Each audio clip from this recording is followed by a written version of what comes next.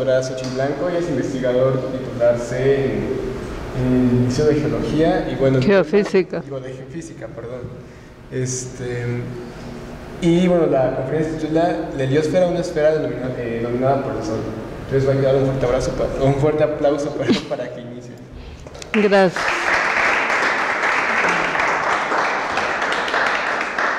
Bueno, pues antes que nada, gracias por la invitación. Buenas tardes a todos. De lo que les voy a hablar hoy es de una región que es conocida como la heliosfera, que es la región que domina el Sol. O sea, el Sol, ustedes saben, es una de los millones de estrellas que hay en el universo. Y originalmente pensábamos en los dominios del Sol como el sistema solar, o sea, como la región en donde hay planetas que están atrapados gravitacionalmente a nuestra estrella. Ahora sabemos que la región dominada por el Sol se extiende incluso más allá de la órbita de Plutón, y esa región es lo que se conoce como la heliosfera. Y bueno, les voy a hablar para empezar del Sol. Vamos a tocar algunos fenómenos que ocurren cotidianamente en el Sol. Vamos a ver cómo el Sol emite un viento solar todo el tiempo y cómo ese viento solar puede interactuar con los planetas, en particular con el campo magnético terrestre y también con otros planetas formando lo que se conoce como magnetosferas. Como ya dijeron, yo estoy en el Instituto de Geofísica y bueno, ahí hay un grupo que nos dedicamos a ciencias espaciales. Algunos trabajamos más directamente con el Sol, otros trabajamos con campos magnéticos de los planetas y con la interacción del viento solar con estos campos.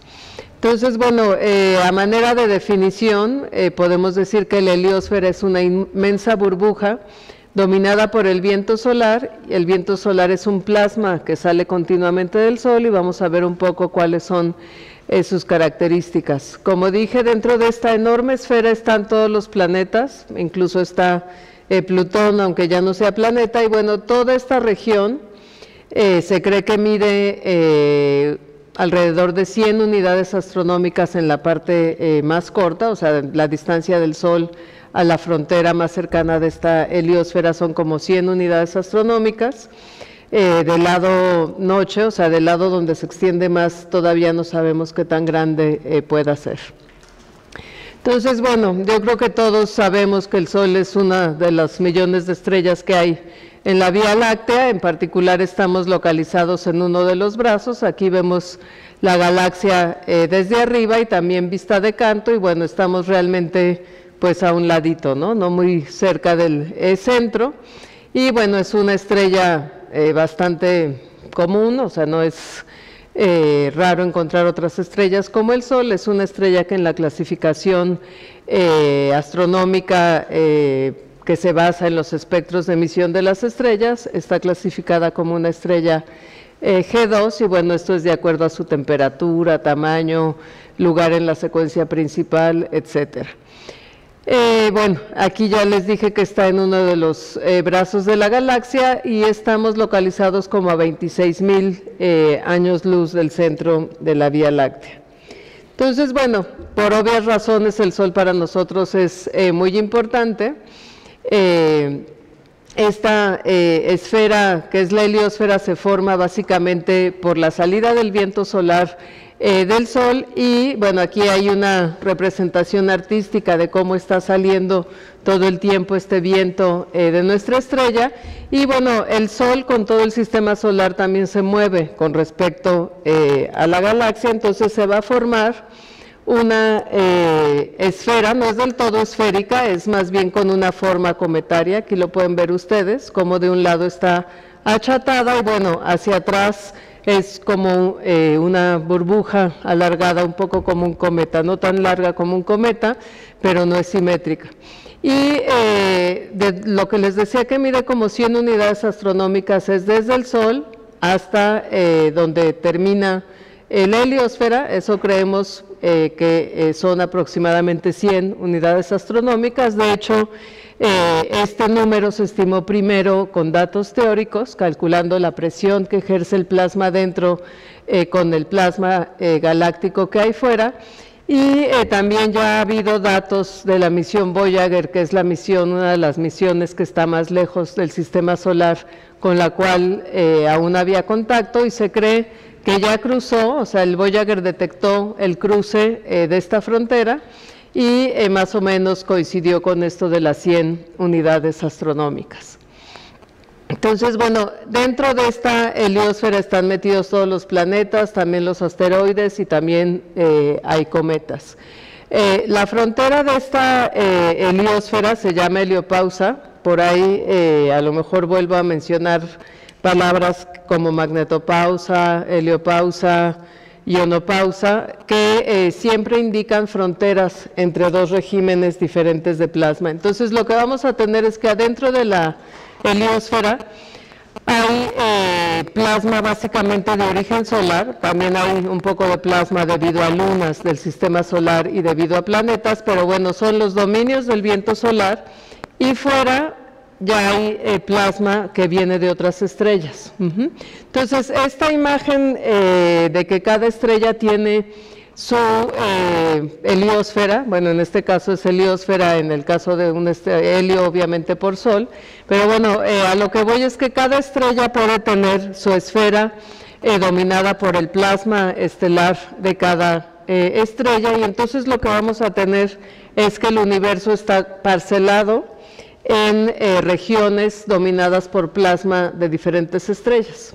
Ahorita vamos a ver que los plasmas tienen características especiales, y entonces ahora hablamos mucho del universo de plasma.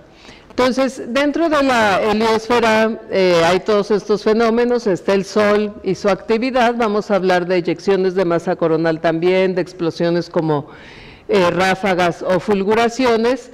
Y algo que es muy importante y es tema de mucho estudio en nuestra área es cómo interactúa este viento solar con los campos magnéticos de los planetas. Aquí tenemos una imagen artística en donde está la Tierra, está el campo geomagnético, o sea, el campo magnético terrestre, y bueno, este campo sería un dipolo si no existiera el viento solar.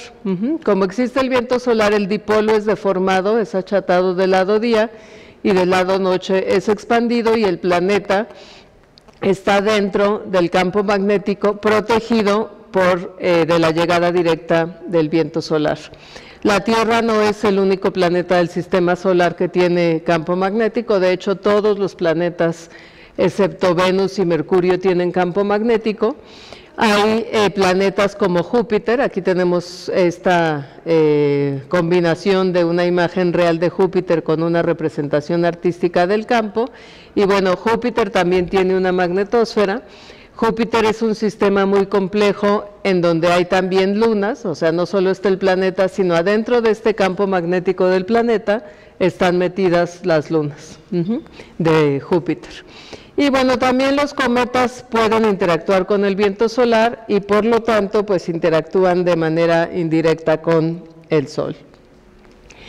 Entonces, bueno, nada más un poquito de cultura general. En el 2007 las Naciones Unidas y la UNESCO declararon al año 2007 como el año heliofísico, así como el 2005 fue el año internacional de la física, y hubo muchos eventos alusivos al estudio de la física. En el 2007 fue el año heliofísico. Entonces, pues hay un amplio número de científicos en la comunidad internacional que nos dedicamos al estudio de la heliosfera. Entonces, lo que voy a hacer a partir de ahorita es como un viaje por la heliosfera, empezando en el Sol. El Sol es el centro de esta heliosfera, y entonces vamos a hablar primero del Sol, después del viento solar, después de la interacción del viento solar con la Tierra, de la interacción del viento solar con Marte y Venus brevemente, y les voy a platicar un poco sobre magnetosferas gigantes, que son las de Júpiter y Saturno, y si nos da tiempo vamos a tocar un poquito cómo es la interacción de los cometas con el viento solar. Entonces, bueno, algo que es muy importante que definamos desde ahorita y que, bueno, se lleven ustedes como mensaje para que ya se les quede en la cabeza para siempre, es que el Sol está formado por plasma. El Sol es muy caliente, el núcleo está a 15 millones de grados y la temperatura decrece hasta 6.000 grados en la superficie y después vuelve a crecer hasta 1 millón de grados en la corona solar. Entonces, el tener un gas tan caliente tiene como consecuencia que el gas no esté en estado de gas, sino que el plasma, el estado del material, perdón, es ionizado. Entonces, lo que tenemos es un gas que por temperatura muy alta tiene separados los iones, o sea, las cargas positivas de los electrones, o sea, los átomos se rompen y entonces lo que tenemos es una colección de partículas cargadas en vez de tener átomos neutros. Lo que vamos a tener es un material formado por cargas positivas y electrones, que si bien como un todo es neutro, esa es también una de las definiciones de un plasma, que tenemos que tener un material que como un todo es neutro, pero internamente son cargas positivas y negativas. Entonces, este estado de plasma está definido como el cuarto estado de la materia y lo que hace diferente a este material de un gas común es que al tener cargas, lo que vamos a tener es que el material interactúa todo el tiempo con campos electromagnéticos. Entonces, para estudiar a estos plasmas no bastan las ecuaciones de hidrodinámica, sino que hay que utilizar una teoría que se llama magnetohidrodinámica, que es pegar las ecuaciones de Maxwell y las ecuaciones de electromagnetismo con hidrodinámica. Entonces, vamos a tener partículas que todo el tiempo están respondiendo a la presencia de campos electromagnéticos y también como son partículas cargadas en movimiento, pues pueden generar ellas campos en el sistema.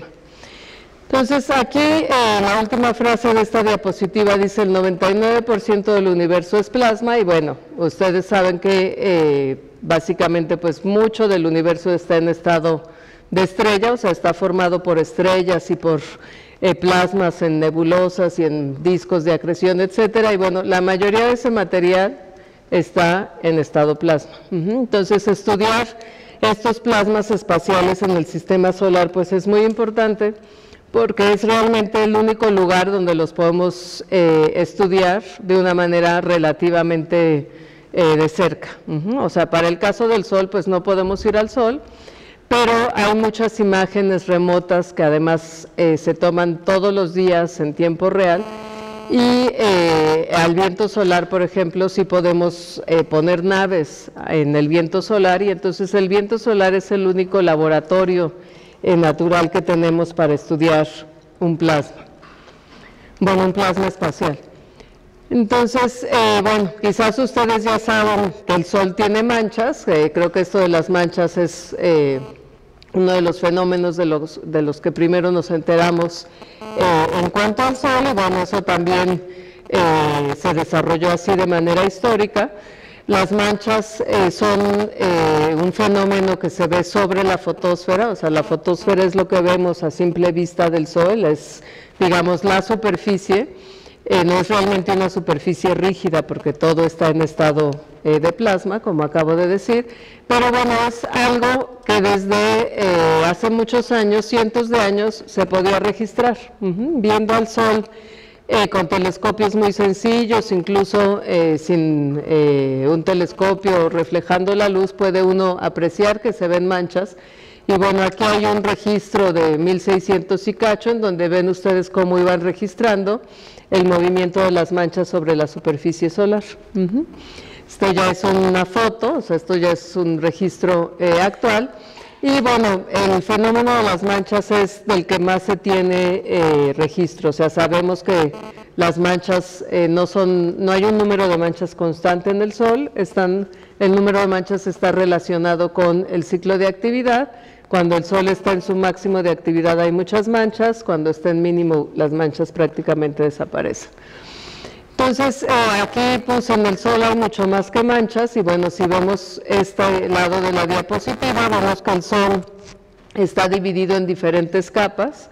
La capa más interna es el núcleo, que es lo que aquí aparece como amarillo blancuzco, es donde se llevan a cabo reacciones nucleares.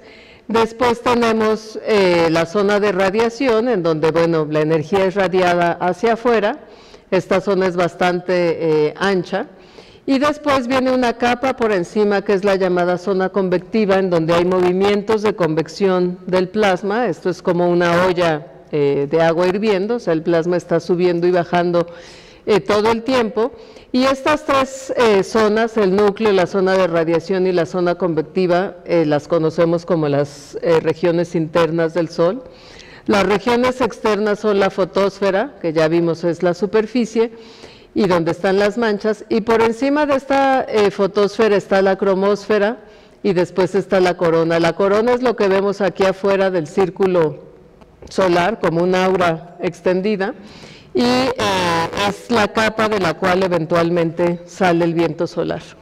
Entonces, hay fenómenos como explosiones de ráfaga o fulguraciones, se usan las dos palabras indistintamente, que se llevan a cabo en la parte alta de la fotosfera o baja de la corona. Y bueno, estas capas están obviamente conectadas unas con otras. Ahorita vamos a ver cómo, por ejemplo, sobre las manchas se forman regiones activas, regiones donde eventualmente puede haber explosiones, y cuando hay una explosión, pues obviamente también cambia la configuración de las manchas.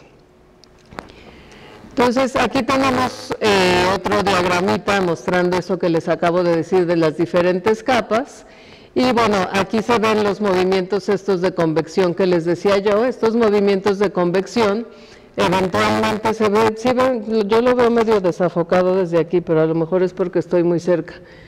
Se ve medio rara la imagen, pero bueno, aquí alcanzan a ver que se ven como unos arroces, ¿no? Esto que está como amarillo café es lo que se llaman gránulos.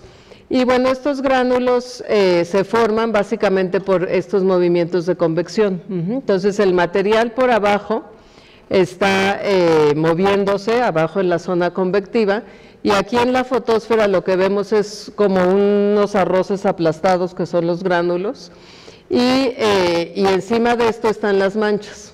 Aquí es un acercamiento a unas manchas. Y bueno, aquí está otra vez lo mismo, pero con una fotocomposición. Bueno, entonces, las capas externas son la fotosfera, la cromósfera y la corona. Aquí vemos también una composición que está hecha con observaciones en diferentes longitudes de onda. La fotosfera está hecha con luz blanca.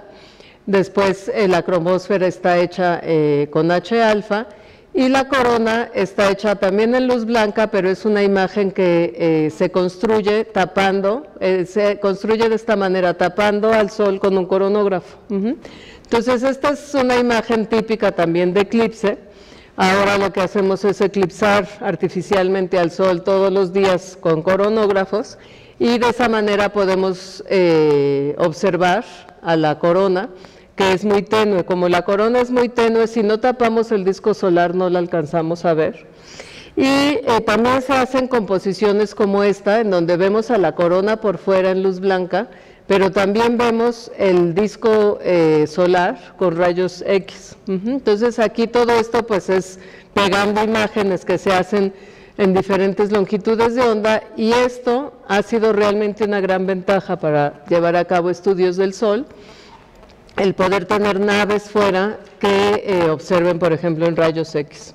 Sin estas observaciones en rayos X no podríamos ver esto, este detalle del disco de la corona, en donde vemos cómo hay estas regiones donde el plasma está atrapado, y bueno, estos abrillantamientos son las regiones en donde eventualmente puede haber explosiones fuertes y salida de material. Entonces, la corona solar, como les decía, es la capa más externa, es la más tenue, y esta corona está a 1 millón o 2 millones de grados. Entonces es aún un misterio por qué está tan caliente, porque además, como les dije, la fotosfera, por ejemplo, está a 6000 grados. y saliendo de la fotosfera y cruzando la cromósfera el material se empieza a calentar. No hay un modelo completo que explique el por qué, pero bueno, lo que sí sabemos es que al estar tan caliente la corona, hay un gradiente térmico de presión hacia afuera que hace que el material se pueda escapar. Aunque la gravedad del Sol es muy fuerte, esta corona con su gradiente térmico vence a la gravedad del Sol y escapa por algunos lados, o sea, no escapa toda uniforme, en algunos lados está atrapada y por eso vemos estos abrillantamientos porque hay plasma atrapado, pero si se fijan ustedes aquí hay esta región que se ve muy negra, esta región se ve muy oscura porque hay poquito material ahí, casi no hay nada, porque el material aquí está escapando. Entonces estas regiones se llaman hoyos coronales y es básicamente de ahí de donde sale el viento solar rápido. Un ingrediente muy importante del Sol, aparte de tener toda esta configuración de plasmas atrapados, es su campo magnético. Y el campo magnético es muy importante porque pues es justamente el que puede atrapar plasma en algunas regiones. Entonces, si bien no podemos observar el campo magnético de la corona, sí podemos inferir cómo es su geometría porque ahí el plasma está atrapado. Entonces esta imagen es una imagen en rayos X de un instrumento que se llama TRACE y lo que estamos viendo realmente no es el campo, lo que estamos viendo es el plasma atrapado. Pero el plasma, acuérdense que son partículas cargadas, entonces tienen que seguir a los campos electromagnéticos y entonces el saber dónde está el plasma nos indica la geometría del campo. Aquí si se fijan se ven rizos y esos rizos son justamente la geometría que tiene el campo. Y esos rizos los explicamos de la siguiente manera. La fotosfera está formada como de muchos imancitos, las manchas de hecho van a ser los polos en el imán, o sea digamos que aquí tenemos una mancha y aquí otra, y encima de esas manchas se forman estas arcadas magnéticas que son lo que podemos ver en estos registros del plasma. Entonces la corona está llena de estos rizos magnéticos. Aquí por ejemplo podemos ver, está medio rara la nitidez de la imagen, pero bueno, ustedes alcanzan a ver como unas heces, y es otra vez el material que está atrapado en el campo magnético de la corona. Aquí tenemos esta película está hecha con datos reales, o sea, son datos de el Sol en rayos X, en donde, bueno, pues se juntan muchas imágenes para ver cómo está el disco coronal con su actividad y se pone a girar, ¿no? Y aquí lo que tenemos es que todas estas regiones que se ven muy brillantes, o sea, donde se ve más blanco el color del material, es donde hay regiones activas.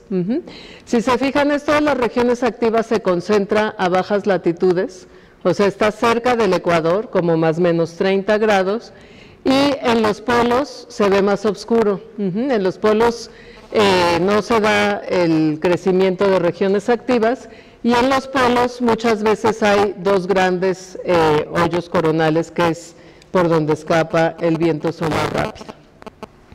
Entonces, ahorita ya vieron ustedes cómo a la hora de poner a girar al Sol, pues esta actividad está por todas las longitudes, ¿no? Está en latitud más o menos 30 grados del ecuador, pero en longitud vimos que es muy uniforme la actividad cuando el Sol está en máximo.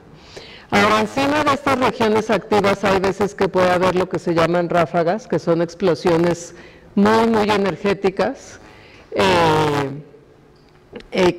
donde hay partículas que viajan a millones de kilómetros por hora, y bueno, aquí les puse un datito, ¿no?, de que la energía equivalente que arroja una ráfaga puede ser como 40 billones de bombas atómicas. Entonces son explosiones realmente muy energéticas, y esto lanza chorros de material hacia el espacio. Obviamente, si la ráfaga está enfrente de la Tierra, estas partículas pueden llegar al entorno geomagnético y bueno, por eso es bueno que pongamos una magnetosfera. Si el planeta no tuviera una magnetosfera, pues no estaríamos aquí porque esas partículas hubieran terminado con la vida hace mucho tiempo. Otro fenómeno que hay, las ráfagas suceden básicamente en la corona baja.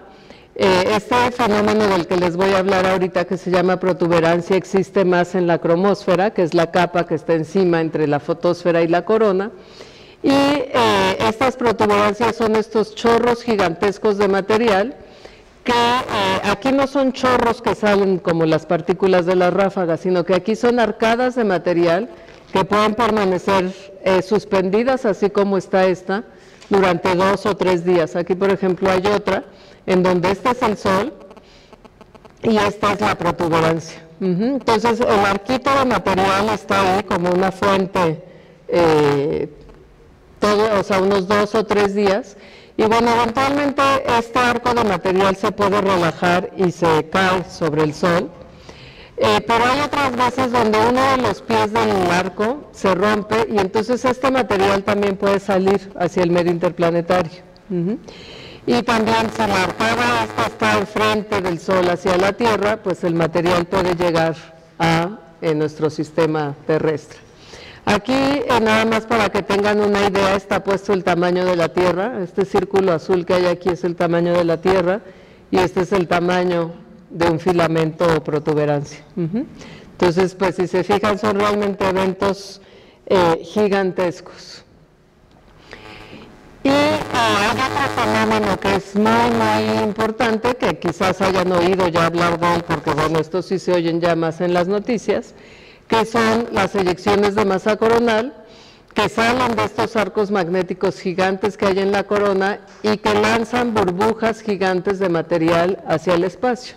Aquí tenemos otra imagen en donde, bueno, esto que se ve aquí es el coronógrafo, o sea, se tapa el disco del Sol para poder ver a la corona y todo este material está saliendo. Hay veces que salen de lado, esas no afectan a la Tierra, pero hay veces que estas eyecciones sí vienen hacia la Tierra y pueden causar grandes disturbios en el entorno geomagnético. Aquí les puse un datito de que estas eyecciones de masa salen con velocidades entre 200 y 1200 kilómetros por segundo, incluso se han visto más veloces, y bueno, aquí es como tener la energía de unos 10 huracanes juntos, o sea, son realmente golpes muy fuertes que puede recibir en la magnetosfera. Aquí tenemos una película de una eyección de masa. Si se fijan, esto se ve como más concentrado en esta parte, pero también observen con cuidado y hay salida de material acá. Entonces, esta eyección de masa también lanzó material hacia nosotros.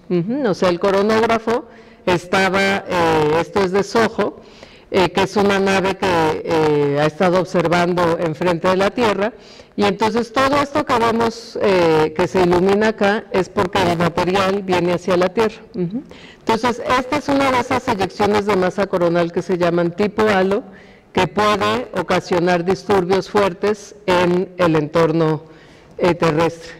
Hay otras como esta, que vamos a ver que esta sale de lado. Entonces, esta es muy espectacular, pero se va de lado, ¿no? Entonces esta, aunque la eyección sea muy grande, esta no va a llegar a la Tierra. Entonces no todas las eyecciones de masa coronal van a afectar a nuestra magnetosfera. Pero bueno, aquí les puse estas películas de que, porque además de que son muy bonitas, pues también se ve la magnitud de estas eyectas.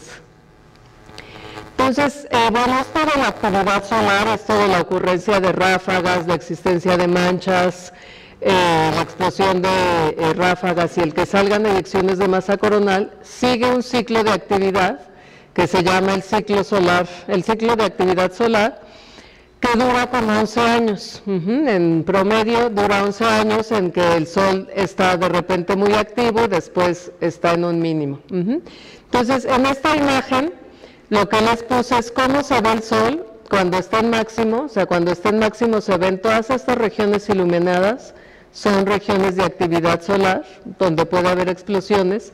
Cuando está en máximo hay muchas, entonces hay muchas ráfagas, muchas eyecciones de masa. Después, conforme el Sol se mueve hacia el mínimo, el Sol pierde gran parte de esa actividad, vean aquí cómo se ve apagado, Y bueno, esto es en cuanto a las capas externas. El núcleo obviamente sigue prendido todo el tiempo. Y después otra vez empieza a avanzar hacia el máximo. Entonces, este ciclo dura aproximadamente 11 años. Ha habido variaciones. Y aquí les puse esta gráfica en donde vemos dónde estamos ahorita en el ciclo de actividad. Entonces, lo que tenemos aquí, esta gráfica empieza en enero del 2000. Y bueno, ahorita estamos aquí, ¿no? En el 2014. Entonces, si se fijan, el máximo anterior fue como en el 2002, 2004, y esto lo que tiene en el eje de las Y es número de manchas contra tiempo. Entonces, casi siempre se hacen estas gráficas de actividad solar tomando en cuenta el número de manchas, pero también las pueden hacer, por ejemplo, tomando en cuenta el número de eyecciones de masa coronal o el número de ráfagas.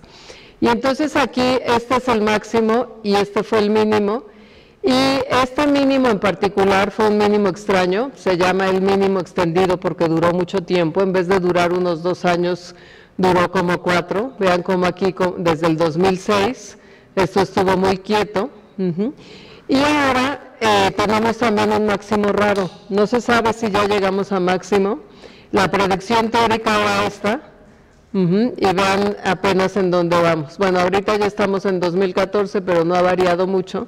Entonces, el número de manchas que ha habido en este supuesto máximo es muy bajo comparado con lo que se esperaba.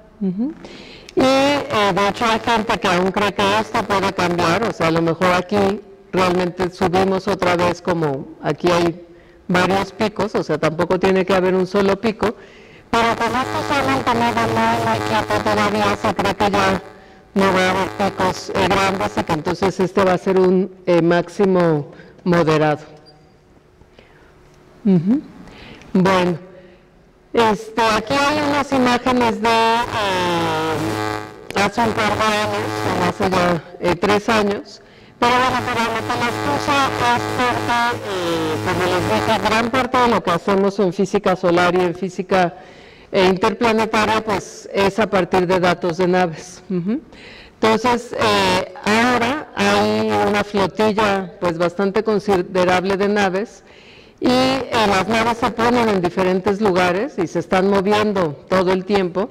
Bueno, SOHO siempre está en la línea de visión Sol-Tierra, pero hay una misión que se llama Estéreo, que de hecho ya ahorita está casi atrás del Sol. Aquí está la Tierra, y bueno, esto es de hace 3 años. Hace 3 años estaba justo a 90 grados con respecto a la Tierra, y ahorita los estéreos, Estéreo A está por aquí y Estéreo B ya se movió por acá. Entonces, bueno, ¿esto de qué nos sirve? Pues nos sirve de que tenemos, en vez de un ojo, tenemos 3, y podemos entonces reconstruir inclusive la geometría, o sea, la tercera dimensión, utilizando técnicas estereoscópicas, por eso la misión se llama Estéreo, y la idea es pues tener el mayor número de naves posibles. Obviamente esto pues es muy caro y siempre hay una limitante de presupuesto. Por ejemplo, actualmente también hay una nave que está cerca de Mercurio, que estudia el entorno de Mercurio, que se llama Messenger, y entonces si algo sale del Sol, pues a lo mejor Messenger aquí en Mercurio lo detecta, o si Mercurio está más cerca de la Tierra que en esta imagen, pues a lo mejor la eyecta pasa primero por Mercurio y ya después por la Tierra. Entonces, bueno, aquí se les presento esto como para que tengan una idea de que hay una limitante observacional, porque no podemos tener demasiadas naves. Y bueno, este es el Sol ayer. Entonces, como ven, sí estamos en máximo, o sea, sí está viendo todo esto que está brillante, es donde hay regiones activas. Sí estamos en configuración de máximo, pero pues no está habiendo muchas explosiones. O sea, no observamos salida de mucho material. Y bueno, aquí si se fijan, los hoyos coronales son pequeños, o sea, hay hoyos coronales a latitudes bajas. Estas zonas oscuras son hoyos coronales, y también hay uno grande en el polo. Entonces, esto pues es, esto de ponerles la imagen del Sol el día de ayer, pues es para que vean que hay los datos en tiempo real. Bueno, Entonces vamos a pasar a hablar un poco sobre el viento solar, ya esto es salirnos del Sol y hacer la conexión entre el Sol y los planetas, y bueno, el Sol y el medio interplanetario. Ya les platiqué yo que el viento solar es la expansión continua de la corona, y este viento solar existe por la temperatura tan alta de la corona. Entonces aquí este es un dibujito artístico, está el Sol, todo el tiempo está saliendo este viento de nuestra estrella, y este viento choca con los campos magnéticos de los planetas, o en el caso de Venus y de Marte directamente con los planetas. En esta tabla tenemos algunas de las características del viento solar. Hay básicamente dos tipos de viento, uno es el viento lento y otro el rápido, y bueno, obviamente los nombres se deben a que el lento se mueve como a 250 hasta 400 kilómetros por segundo, y el rápido pues tiene velocidades más altas. Aquí este 800 está subestimado, realmente hay muchas veces que el viento se mueve a 1200 kilómetros por segundo. Tienen características diferentes en cuanto a densidad, el viento lento es más denso que el rápido, la temperatura es parecida, y bueno, aquí está separado en temperatura de protones y de electrones. Acuérdense que esto es un plasma, o sea, las partículas se mueven como un todo junto, pero también podemos describir al material utilizando teoría cinética de plasmas, entonces por eso hablamos de protones y de electrones.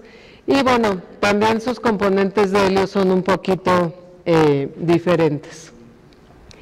Entonces, bueno, esto ya se los platiqué, que el viento solar existe porque la corona es muy caliente y entonces se escapa de la gravedad del Sol. Y bueno, para estudiar el viento solar lo que tenemos son naves que llevan instrumentos que miden campo magnético, o sea, son antenas para medir el campo magnético. Aquí tenemos un registro de una nave que se llama ACE, y estos son el tipo de registros que todo el tiempo estamos obteniendo afuera de la magnetosfera terrestre.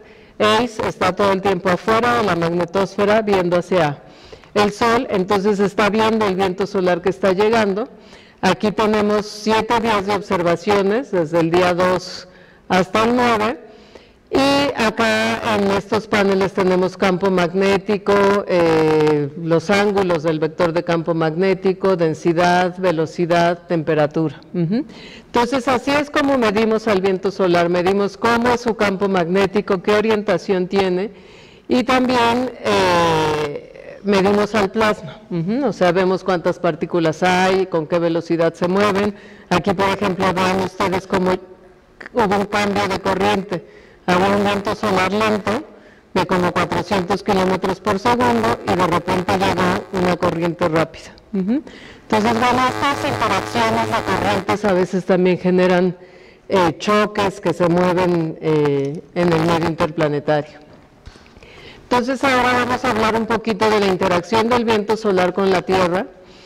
Ya les platiqué yo que el campo magnético de la Tierra nos protege de la llegada del viento solar directa a nuestro planeta, y esta magnetosfera, o sea, esta forma que tiene el campo magnético terrestre se debe a la interacción del viento solar con el campo magnético. Si nosotros apagamos el viento solar, aquí tendríamos un dipolo y no tendríamos esta parte achatada ni las líneas alargadas, pero bueno, en la vida real estamos en una magnetosfera con esta forma, y bueno, para una serie de fenómenos que se estudian en el área de física magnetosférica, de los cuales no voy a poder hablarles hoy, pero bueno, aquí adentro también hay partículas cargadas, también hay a veces rompimiento de estas líneas por la llegada de eyecciones de masa coronal, y hay un montón de corrientes eléctricas que pueden afectar al sistema. Esto es lo que les decía, si yo apago el viento solar, lo que tendría es un campo bipolar, que es el campo que se genera por procesos de dínamo aquí en la Tierra. A la hora que prendo el viento solar, las líneas rojas son la resultante, entonces por eso les decía, yo estoy un poco achatado del lado día, y del lado noche se forma esta cola magnética, que es pues la cola de la magnetosfera. De la Tierra al borde, aquí a la nariz de la magnetosfera, hay como 10 radios terrestres, y de la Tierra hacia atrás son como 100 radios terrestres. Entonces, pues es una región muy asimétrica. Y bueno, aquí está lo que les decía yo, ¿no? Hay toda una área de estudio, que bueno, en otra ocasión podemos hablar de eso, que es qué pasa dentro de las magnetosferas. Esta es una imagen para la de la Tierra, que es de las más sencillitas. Y bueno, aquí adentro hay un montón de corrientes, un montón de campos magnéticos que se pueden, bueno, el campo magnético de la Tierra que se puede deformar por esas corrientes. Están también los cinturones de radiación, que son los que se conocen como cinturones de Van Allen. Realmente solo uno fue el que descubrió Van Allen, y bueno, estas son partículas atrapadas que están girando todo el tiempo, atrapadas en el campo. Entonces, bueno, esta burbuja que es la magnetosfera terrestre, pues está metida en la heliosfera. Hemos platicado que existen estas eyecciones de masa coronal muy grandes que salen del Sol. Aquí vemos esta representación artística, y a veces estas eyecciones pueden golpear a la magnetosfera terrestre.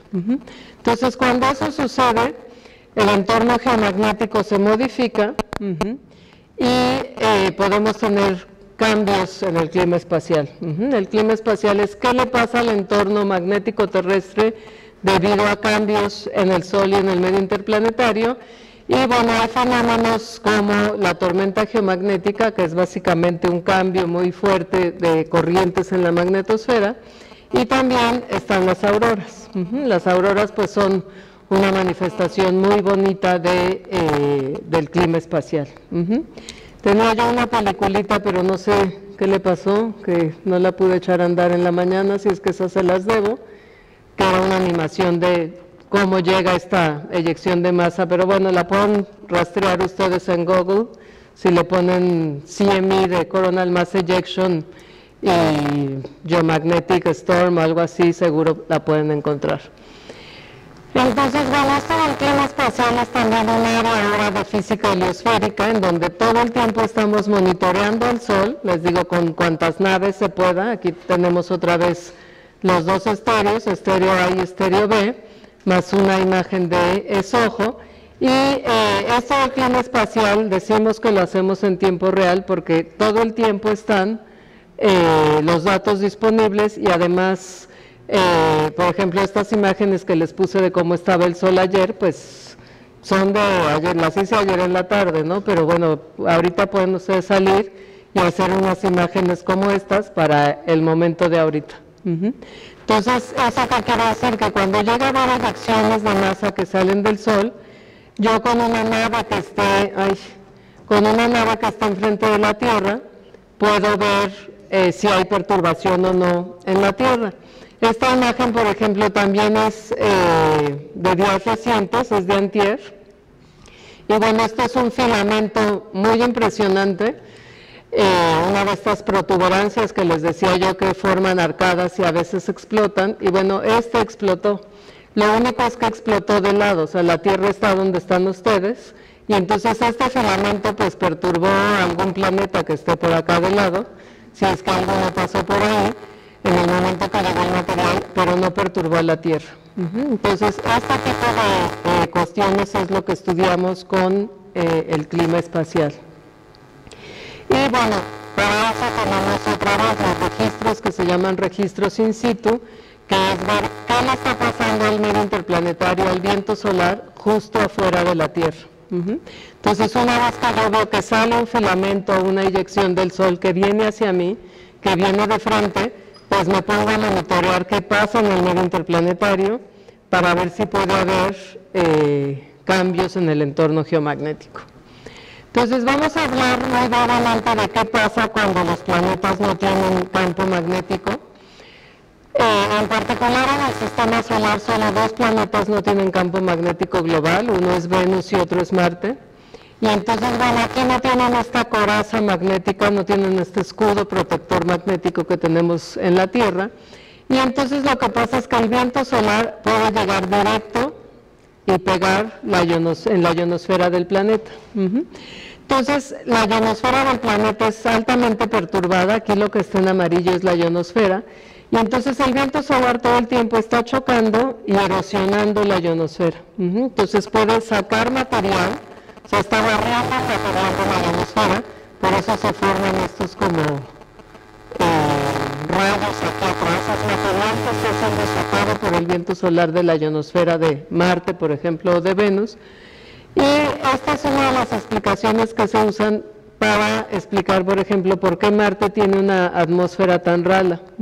Marte es chiquito, entonces tiene una gravedad mucho menor que la de la Tierra, pero además se cree que esta erosión del viento solar con Marte ha hecho que el material de la atmósfera se vaya terminando. En el caso de Venus, la atmósfera de Venus es mucho más densa, y también la gravedad del planeta es más alta que la de Marte, entonces el escape de material no ha sido tan extremo. Algo que no les dije, pero que es muy importante, es que sepan que el campo magnético que viene con el viento solar es realmente campo magnético también de origen coronal, y este campo, los planetas que no tienen campo magnético, el campo interplanetario, que son aquí estas líneas negras, se enrolla alrededor del planeta. Es como unos espaguetis, o son unas líneas de campo que es como unos espaguetis que se enrollan alrededor de una pelota, y entonces se forman también aquí barreras magnéticas, y bueno, hay toda una serie de fenómenos que es diferente al caso de planetas con campo. Y bueno, retomando el caso de planetas con campo, que son todo el resto, o sea, no Venus y Marte, aquí hay una gráfica que me gusta mucho, que es una gráfica comparativa de los tamaños de las magnetosferas. Les dije que en el caso de la Tierra, la nuestra mide como 10 radios terrestres hacia el lado día y como 100 hacia el lado noche. La de Mercurio es una mini magnetosfera. Mercurio es un planeta chiquito con un campo magnético mucho más débil que el de la Tierra, y además está más cerca del Sol.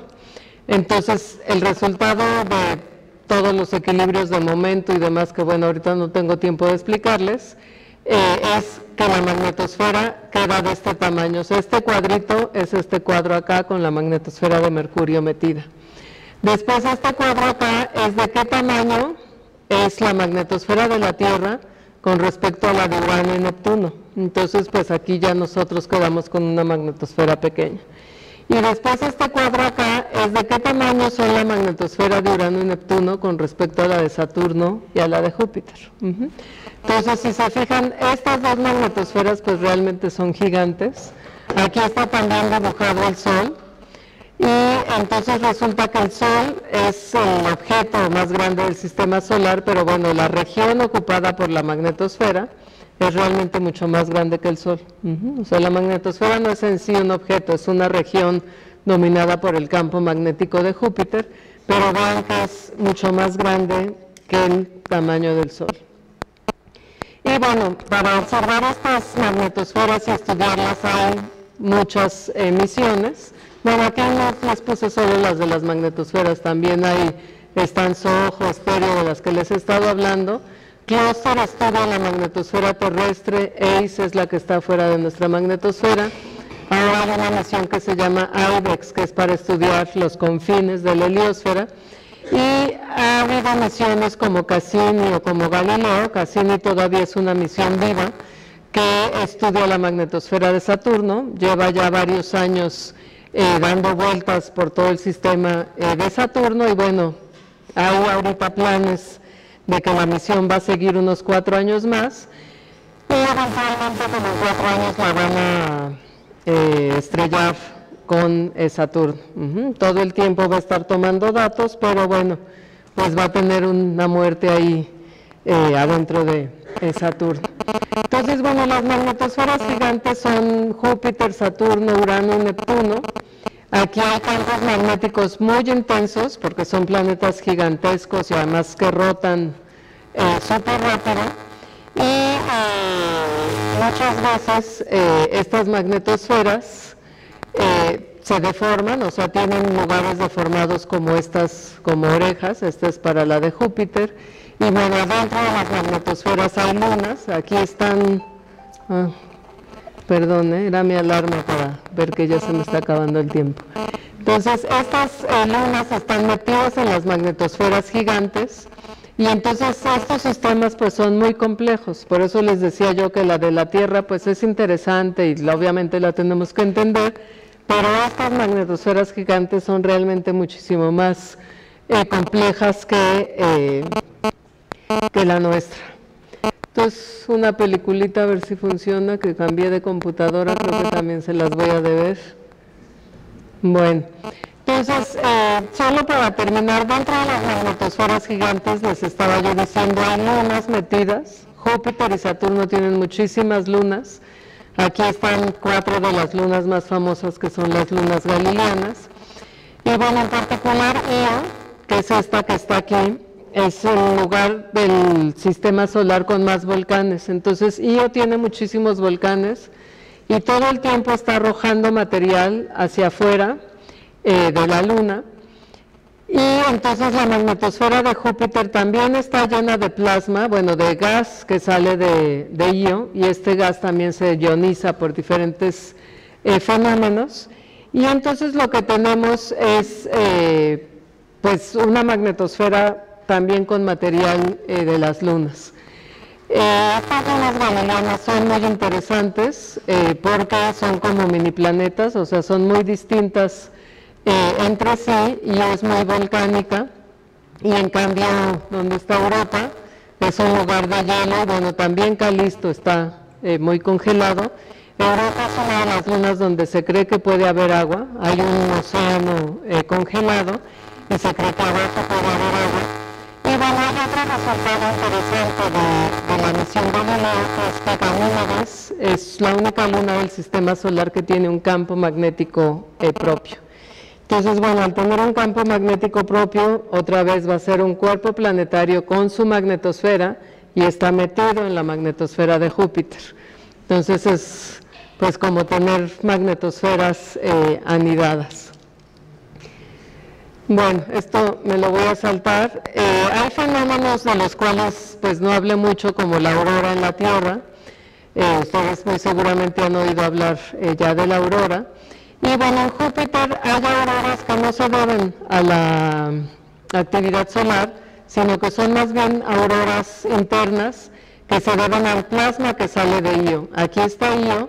Io a veces se conecta, bueno, las líneas de campo magnético de Júpiter atraviesan Io, y entonces hay veces que el material de Io se mueve por las líneas y llega a los polos, y entonces se crean estas auroras. Entonces hay como un fenómeno de aurora más interno, que no es necesariamente de clima espacial. Y bueno, Saturno también tiene una magnetosfera muy compleja, con un montón de lunas. Está Titán, que es una luna que a veces sale también de la magnetosfera. Entonces, pues hay esta misión, que es la que les decía yo, que va eventualmente a estrellarse en Saturno. Entonces, me voy a saltar algunas partes de la magnetosfera de Saturno para poderles hablar un poquito de cometas, porque los cometas son un ente que cambia mucho durante su viaje en la heliosfera. Lo que tenemos es que los cometas son bolas de hielo y cuando están lejos del Sol, pues se ven así, ¿no? Es una bola en una órbita muy elíptica. Conforme se empiezan a acercar al Sol, se empiezan a evaporar y además como son chiquitos tienen una gravedad muy baja y también por eso el material puede escapar y se forma la cola cometaria.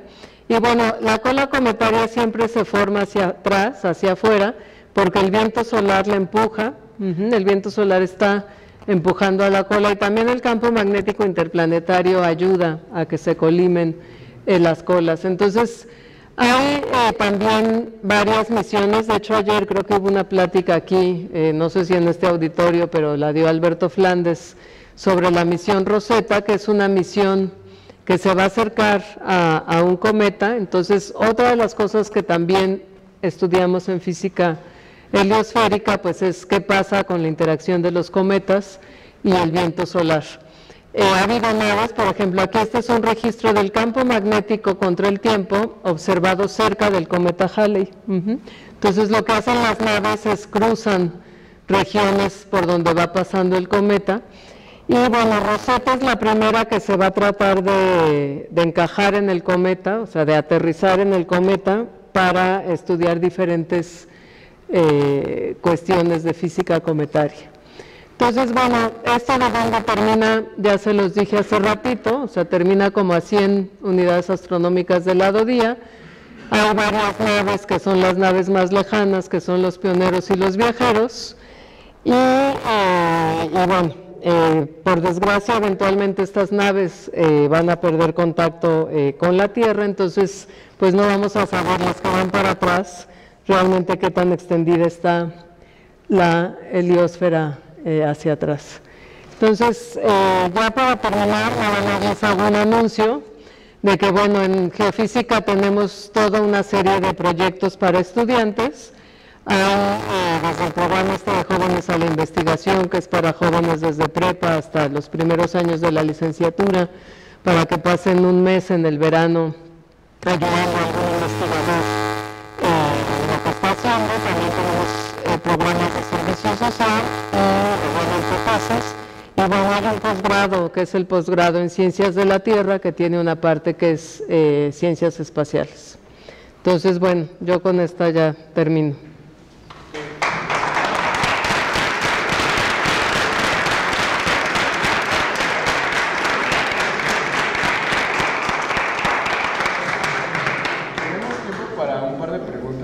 Porque la doctora tiene un poco de prisa.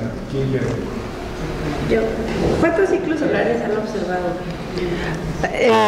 Pues no te sé decir el dato exacto, pero digo, en la era espacial moderna, es hace como 50 años que empezó y son 5 ciclos.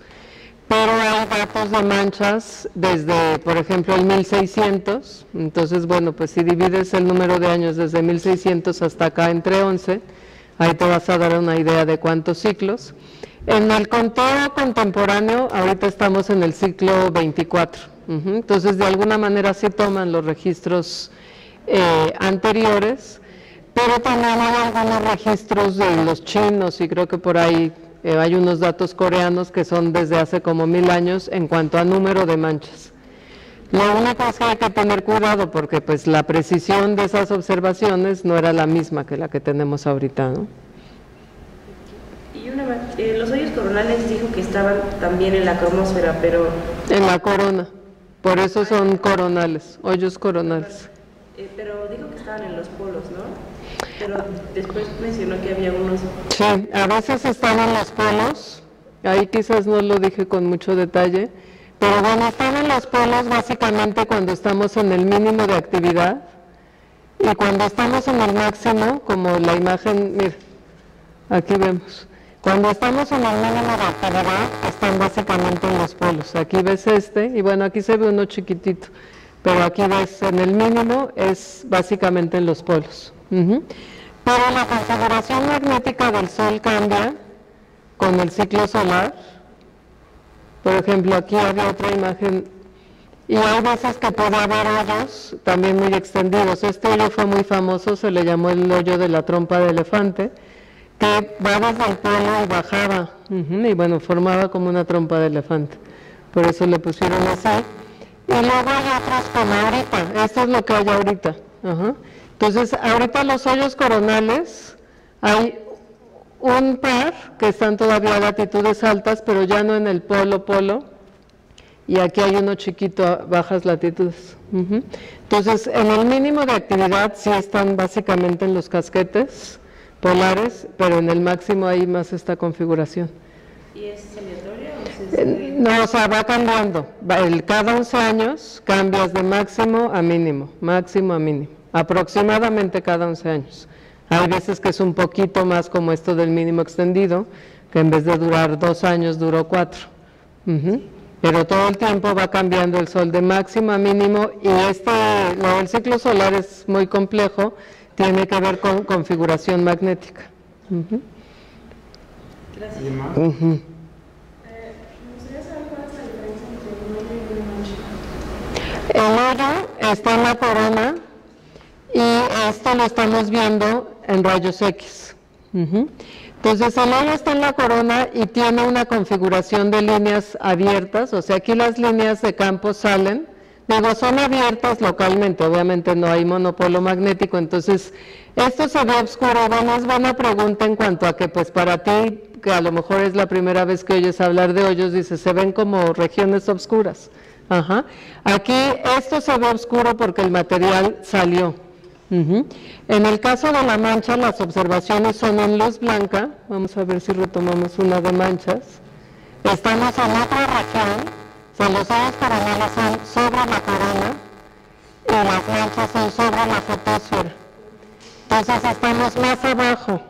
Aquí esto es con luz blanca y estos son lugares donde el campo magnético está muy intenso y se ven oscuros más que nada porque son más fríos que el plasma circundante. Pero estamos como en diferentes capas. O sea, imagínate que el Sol es como varios globos metidos uno en otro y bueno, obviamente no son cosas rígidas porque todo esto es plasma. Entonces la fotosfera está más abajo, creo que en la siguiente se ve eso más claro, aquí está. La fotosfera está aquí, y ahí están las manchas y la corona está arriba. Entonces se forman inclusive en regiones diferentes. Sí, de nada. Entonces le agradecemos nuevamente a la doctora, le entregamos su constancia. Otro aplauso, por favor. Gracias. Gracias.